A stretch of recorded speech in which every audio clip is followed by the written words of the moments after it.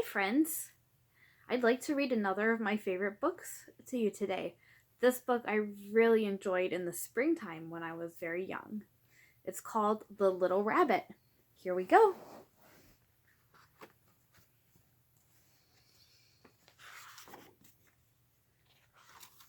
One Easter, Sarah found a little rabbit in her Easter basket. She was nestled between two eggs.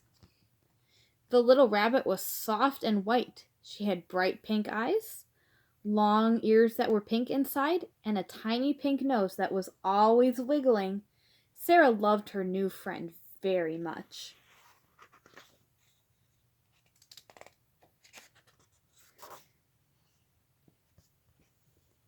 Sarah let the little rabbit play in the grass while she tried to think of just the right name for her. There were some tiny little yellow flowers nearby called buttercups. Can you see the buttercups, the yellow flowers? There they are. That's a nice name, said Sarah to her little friend. I'll call you Buttercup, too. Sarah took good care of Buttercup. Every day she visited the new red hutch, bringing food pellets and fresh water. Then she watched Buttercup eat and drink. Sarah's other friends loved Buttercup, too. After school, they hurried over to Sarah's house and played with the little rabbit. Buttercup was always happy to be the center of attention.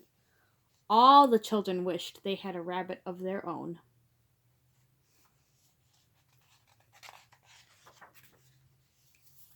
One afternoon, Sarah took Buttercup out to the meadow and fell asleep. But Buttercup did not want to sleep. See, there's Sarah. She's sleeping, and Buttercup is wide awake. She was hopping off to meet new friends. First, she came upon a slow-moving turtle. And then she met a beautiful orange and black butterfly. See the butterfly? And the turtle? There was so much to see and do out in the world. But what was that? Buttercup was startled by something moving among the ferns. See, what's that? It was another rabbit. The other rabbit was a wild rabbit. He was quite different from Buttercup. He had large brown ears and brown fur that helped him to hide from his enemies. The two rabbits watched each other for a long time.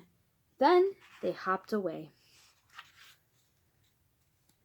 Buttercup was hungry, so she nibbled some grass beside a rhubarb patch. Suddenly, it began to rain. She ran for cover and got stuck between some stalks. Then she sat and watched the rain. She felt very small and very lonely. When Sarah woke up, she searched all over for Buttercup and finally found her. Sarah and Buttercup went everywhere together. Sometimes they went on picnics in the woods. Sarah always brought along a carrot for Buttercup. See the carrot? Bunnies like to eat carrots. Sarah was very proud of her rabbit. Over the next few months, Buttercup grew bigger and bigger. Soon, she was ready to have babies of her own. Sarah put a nesting box filled with clean straw into the rabbit hutch. Buttercup pulled fur from her coat to make a soft, warm nest for her babies. Sarah visited the hutch often, but nothing happened. See, there's Sarah looking in at Buttercup. Then, one morning, Sarah looked into the hutch and saw 7 baby rabbits in the nest. See? Shall we count them? 1, 2, 3, 4, 5, 6, 7. Oh, Buttercup, you're a mother, said Sarah. She was so happy to see the babies. The babies grew fast. Soon they were big enough to climb out of the nesting box and look around. They were lively and curious, and as soft and white as their mother. Now Sarah had to think of names for all of them. Since there were 7 baby rabbits, Sarah decided to name them after the 7 days of the week: Sunday, Monday, Tuesday, Wednesday, Thursday, Friday, and Saturday. Soon, the little rabbits were big enough to go outside. Sunday, Monday, and Tuesday stayed in Sarah's lap, but the others jumped out. Wednesday sat under the daffodils. Thursday sniffed violets. And Friday hopped through the grass. Little Saturday went further than any of her brothers and sisters. Soon she found herself in a sea of blue flowers. There were flowers everywhere. Saturday stopped right where she was because she didn't know what else to do. She was lost, but Sarah soon found her. It was time for the rabbits to go home. Sarah couldn't get them all back by herself, so she called for her father. Together, they collected the little rabbits and put them back into the hutch with Buttercup. "Sarah," said her father, "there are just too many rabbits, and they're getting bigger every day.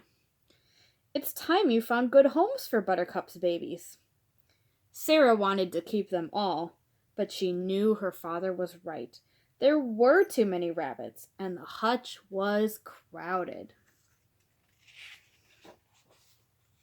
So the next day, Sarah offered 1 or 2 of Buttercup's babies to each of her friends. Monday went home with Kate, and Billy chose Tuesday for his pet. Wednesday and Thursday rode home in Jeff's bicycle basket. By the end of the day, all of Buttercup's babies had new homes, and Sarah's friends were proud to have rabbits of their own. Sarah and Buttercup were happy to be alone together, just as they were in the beginning. "I love you, Buttercup," said Sarah as she stroked her rabbit's soft white fur, but Buttercup just wiggled her pink nose. Can you find your nose? There's mine. The end. I hope you enjoyed this book. I'll see you later, friends.